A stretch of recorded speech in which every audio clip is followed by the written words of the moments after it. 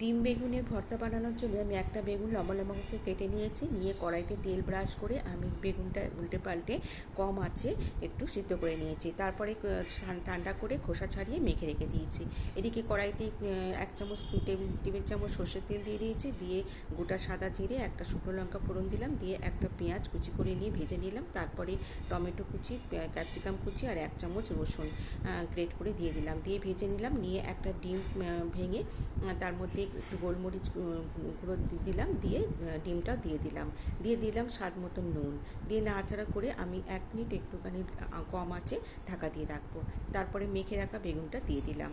দিয়ে একটু নাড়াচাড়া করে নিলাম। নিয়ে এর মধ্যে দিয়ে দেবো গরম মশলা গুঁড়ো, কসুরি মেথি আর হলুদ গুঁড়ো আর লঙ্কা গুঁড়ো। দিয়ে ফের ভালোভাবে একটু 1 মিনিট নাড়াচাড়া করলেই রেডি হয়ে যাবে আমার টেস্টি ডিম বেগুন ভর্তা।